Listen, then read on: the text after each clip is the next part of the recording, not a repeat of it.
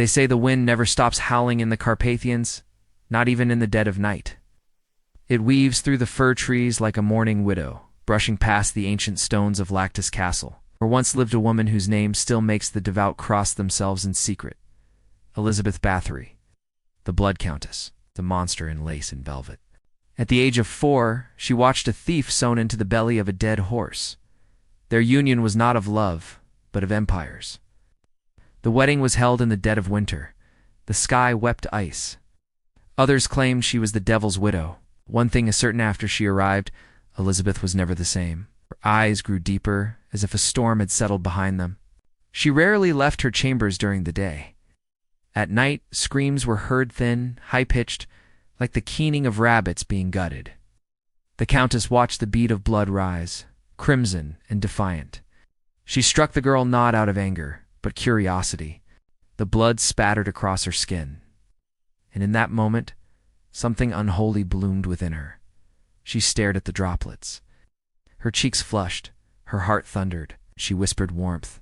Yet no funerals were held, no bodies buried. Elizabeth wore a black dress because, she said, white reminded her of snow, and snow reminded her of burial shrouds.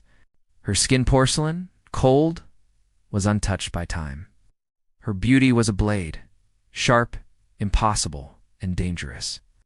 Visitors came and went, dazzled by her elegance, unsettled by her stillness. Servants changed frequently, always young, always beautiful, and always disappearing. Her husband, a man of war, left her alone for months at a time. Her bones ached.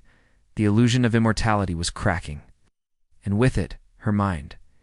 In his absence, the castle grew quiet. And strange, they come, she writes each night. They ask me why I took what was not mine. I tell them beauty is not theft. But they laugh. His screams echoed into her dreams for years. At 7, she corrected her Latin tutors when they misquoted Cicero.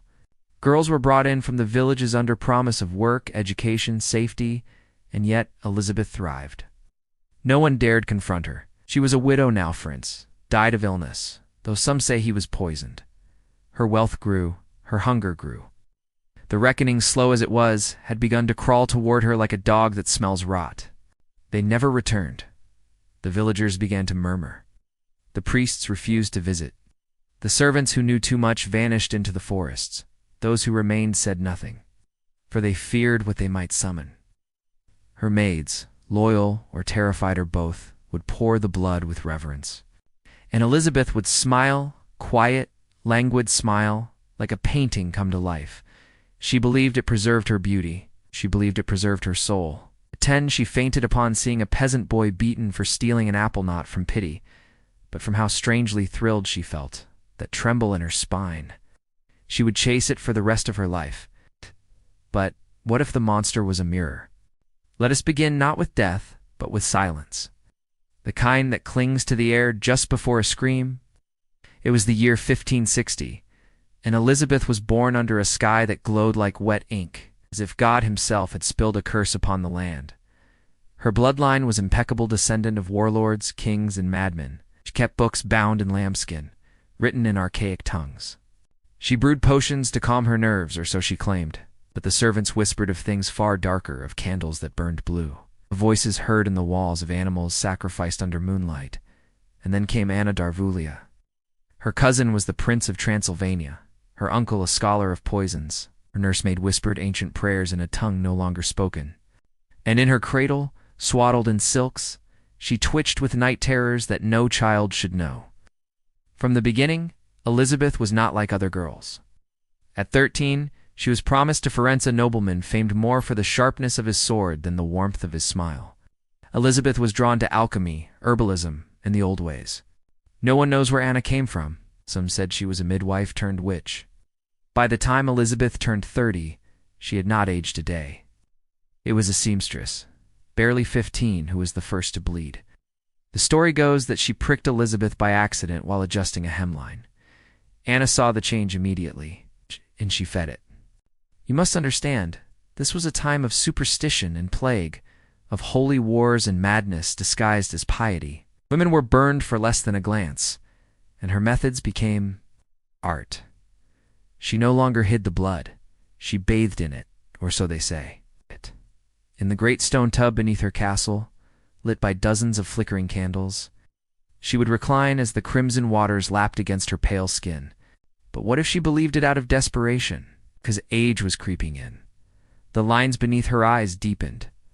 Her hair, once raven black, began to gray. There is a letter, possibly forged, possibly not written in her own hand, where she speaks of voices in the dark, of shadows that whisper promises, of a mirror that shows not her reflection, but her corpse. By now, over 100 girls had vanished. No one dared act, not yet. But the seeds of her downfall were already sown in the blood-drenched soil of Lactus. Elizabeth, so composed, so cold, so brilliant, could not see it coming. She was too busy chasing eternity, in the veins of the innocent.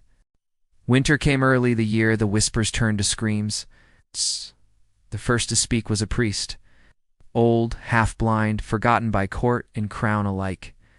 She lived just long enough to mouth a name. He'd buried too many girls in unmarked graves, bodies handed to him at night, wrapped in burlap, their faces frozen mid-scream.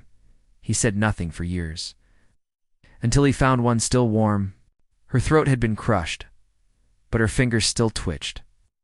Villagers who approached the castle were turned away at sword point. A maid who escaped swore under oath that she saw girls strung upside down from the rafters, their blood collected in bowls of black iron. Some were beaten, others burned with tongs, and some stitched open, still breathing. That name Elizabeth in the tongue of the nobles passed from the old priest's lips like a curse, and once it escaped, it refused to die. In 1609, the stories had multiplied like wolves in snow. Girls found drained of blood, their bodies folded like parchment. Still, no one acted. Why? She wrote poetry. She donated to churches. She once nursed the plague-ridden poor in public, though some claim she did it only to study the color of infected blood. Because Elizabeth was not just a noblewoman, she was a fortress. She had land, wealth, and a web of cousins, godfathers, and bishops who owed her favors or feared her wrath. But behind those cold eyes, something had snapped. A young guard who refused to bring in more village girls was found impaled on the castle gate, a crude crown of rose thorns nailed to his skull. She no longer hunted for youth. She hunted for silence. Anyone who suspected her vanished. Servants who spoke out were mutilated and hung as warnings. If Elizabeth was guilty, truly guilty, her lands could be seized, her power broken, and his debts forgiven. A loyal sword of the crown, and once a childhood friend of Elizabeth herself, she was untouchable. Until she made a single mistake. She killed a noble girl. Catalin Banashki, the daughter of a minor lord, was promised education under the Countess's guidance, a token of respect between houses. She arrived at Lactus smiling. She never left. They spoke of iron maidens, of sewing needles pushed into lips and eyelids, of girls forced to eat the flesh of others. Some testimonies were so horrific that even the scribes refused to write them. Within weeks, her father sent men to investigate. They were turned away. A letter was sent. No answer. A second messenger disappeared. The third came back with bruises and trembling lips. "She is gone," was all he could say. Elizabeth's mask began to crumble. Word reached the Habsburg court. One was missing an arm. Another had been beaten until her skull collapsed. A third still breathed barely. Her eyes wide open, her tongue torn out. And in the corner of the room, kneeling beside a copper basin full of fresh blood, stood Elizabeth. And this time, they listened. She looked at him as one might look at a servant arriving late. King Matthias II, Holy Roman Emperor and ever in debt to the estate, saw an opportunity. So he sent a man, Gyurgy Palatine of Hungary. He did not come with torches. He came with parchment, with spies, with patience. For weeks, collected testimonies from villagers, priests, escaped maids, even a gravedigger who claimed to bury so many girls. I stopped counting at 100. But still waited. He wanted proof. He wanted blood on her hands. And on the night of December 29th, 1610, he got it. He arrived unannounced, with soldiers and torches, under cover of darkness. What he found would become legend. In the cold stone corridors of Lactus Castle, they discovered 4 dead girls, laid out on the floor like broken dolls, calm, unflinching, as if she had merely been washing her hands. When entered, she did not scream, she did not run. Early, she whispered.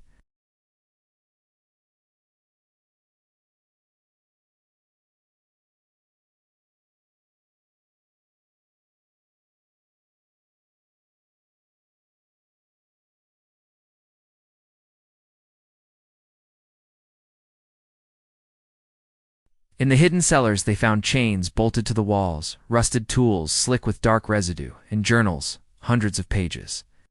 Meticulously written in Elizabeth's hand. Not a mad cackle, not a scream of the damned, but a quiet, broken thing, like the last breath of a caged bird. As men scoured the castle for 2 days. Names, ages, dates.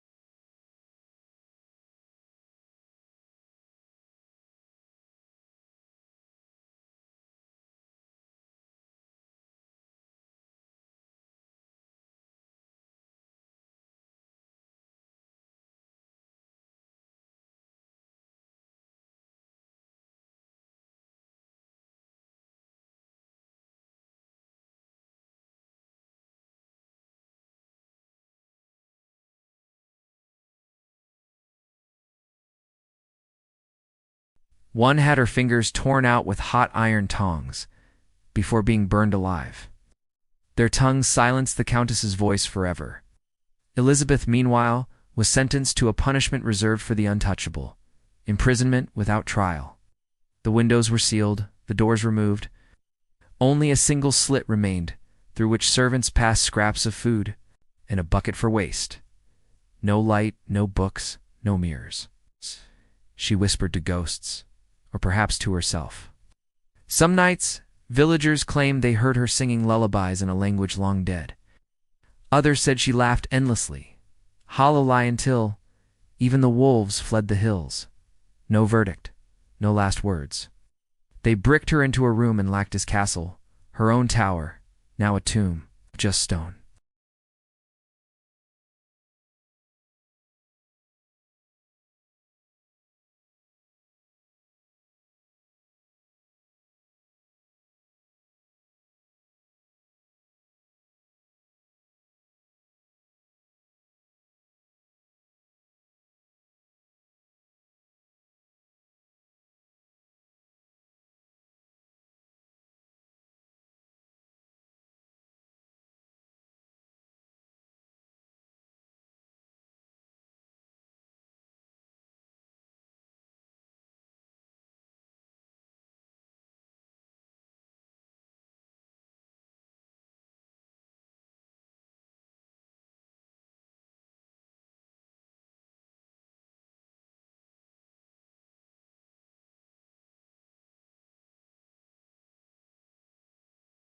Some say she was framed, that the crown sought her land and invented her sins. But others say the castle still weeps, that the air in her chamber is cold, even in summer, that blood still seeps between the cracks in the stone, and that if you whisper her name in the dark, she whispers back. The stones of Lactus Castle are silent now. Moss creeps along the mortar. Ivy coils like veins. The great hall where noblemen once feasted lies in ruin, open to the sky. The tower where Elizabeth was entombed has crumbled, and yet tourists still come, whispering, listening, searching for something that was never meant to be found. Because Elizabeth did not vanish with death, she transformed. In poems, she was likened to Lilith, the devourer of children. Priests warned their flocks. Beauty is a temptation, and temptation wears a red dress. Mothers in Eastern Europe, for centuries, still whispered, "Be good, or the Countess will take you in your sleep." From woman to myth, from myth to monster, and from monster to immortal. Her story bled into legend almost instantly. In taverns, they called her the woman who drank virgins. But over time, a strange thing happened. The line between fact and fiction blurred. The testimonies gathered under torture. No corpse of 600 girls was ever confirmed. No blood-filled bathtub found. Was she truly guilty? Or was she the victim of a conspiracy, an inconvenient woman, too powerful, too educated, too uncontrollable for a world ruled by men? Historians still argue. The court documents were written by men who wanted her land, and yet the myth persists. Because myth, unlike fact, satisfies something deeper. In the 19th, she was folded into the swirling cape of Count Dracula. Bram Stoker never named her, but her echo is in every word, every drop of blood on Castle Stone, every cold immortal who walks alone through eternity, athirst. That they only live in pages, in dreams, in candlelit tales, to frighten children. In the 18th century, tales of Elizabeth inspired writers of Gothic horror. In film, she is a queen of death-veiled, seductive, blood-stained. In games, she returns again and again. A villain, a vampire, a sorceress, bathing in innocence. In whispers, she is called the female Dracula. But Dracula was fiction. Elizabeth was real. Listen closely, and that is what makes her terrifying. Because deep down, we want to believe that monsters aren't real. But Elizabeth reminds us. Sometimes monsters wear silk. Sometimes they walk among nobles. Sometimes they wear a human face. And sometimes they are women the world refused to understand. So if you walk the ruins of Lactus at dusk, and the mist begins to rise through the trees, and the wind carries the scent of iron and roses, not all ghosts scream. Some of them sing, and one of them still believes that beauty is worth the blood.